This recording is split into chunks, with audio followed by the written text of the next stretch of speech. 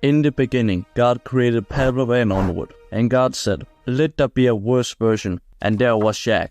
And God saw Shaq, that it was good, and God divided the light from the darkness, making Shaq vision for peasants, while they could stare up above to the PC players that spend 10x what they spent to play the same game but on potato mode. So there are 3 kings of VR shooters: Onward, Pavlov and Veil. Onward probably being the first VR game you would hear of, at least in the shooter genre, because everybody knows war. And most of the Onward maps looks like they are based on either Afghanistan, Iraq, and the most friendly place in Copenhagen.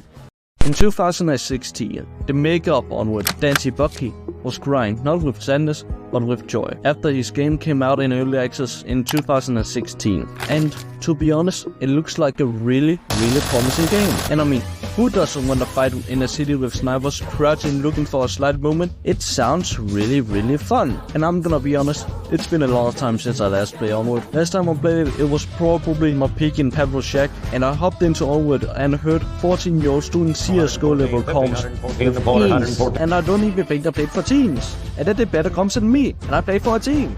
And the game was good. So just like Moses leading the Jews to Israel, the flocking of pop players started, making small communities, then leagues with players playing for fun. Then the orcs came, for if there's money, quote, they came, they saw, they conquered, end quote. 6-9, credit please. With VRML hosting 15 seasons, starting with 16 teams, now 266 with the newest being Ye 2024, with all of the Pro Bowls picks looking like who the why are the two not Kanye? Why is he so bad? Pavlov. Pavlov is like the Tower of Babel, but instead of people building up to the sky and God kicking it down and making different languages for different people so they couldn't work together as much anymore, Pavlov was split into 2, PC version and peasant version, with the PC version coming out in 2017, where in 2019 the comedy bankrupt game started after the success of Pavlov. By the way, the perspective of success for VR is very different than flat screen games. Like Lethal Company is a massively successful game that maybe has on its peak maybe 500k on average per day. With VR, the peak will probably 10k or 20k per day. That will probably be a really good VR game. But the game slowly started to lose popularity, with its all-time peak on Steam being 17,000 players. I have no idea what happened on that date, but I do know it was probably 10% of the average for CSGO 2 on a daily basis. And Pavlov was huge in the VR category for a while, still is, but not at the same level. Content creators like PewDiePie, Swaggersouls, Just Up, and Soviet Rumble making a couple videos on the game, with pretty much nobody else getting close to a man of their used account. Pavlov VR is one of my favorite games of all time, because I used to play that game religiously and ended up playing competitively, and actually started getting paid for some money, around $30 an average every season. And one time MJ, my good friend, was supposed to give me the money because I got it from the league manager. So when MJ needed to send me the money, which I got from the tournament, he sent it to my PayPal, but then I realized I can't even use that PayPal. So I just have like $30 in an account I can't even use. Maybe in a couple of months I can figure out how to use it, but it's an investment, come on. And a couple of years ago, a guy called John Cletus worked for Pavlov, where he, from my knowledge, started importing maps from CSGO to Pavlov and Czech, because we don't got the budget to make games like $7 billion company. But then he got banned for taking some skins that was already in the game files into one of his maps, with Dave Wills having a mental breakdown on Discord. By the way, John Cletus is the goat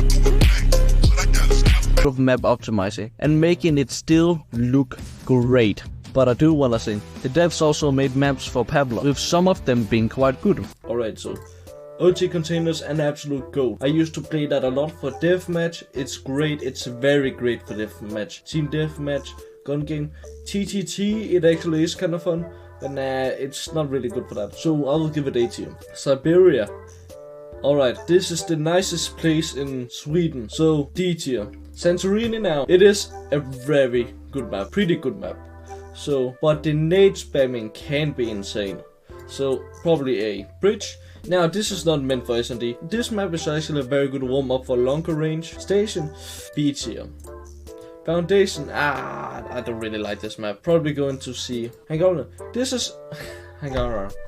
This is a World War II theme map or World War I. And this is very great for long range, and it actually is a pretty fun map. So, A tier. Sand. I actually really like that map. I'll actually give it high A tier. Data Center. A lot of people meme on it. but I think it is pretty good. So yeah, this is my ranking, if you can see it now. But I wanna say they could have done more with the zombie mode. But the mods came absolutely in clutch. Not just in zombie, but in everything.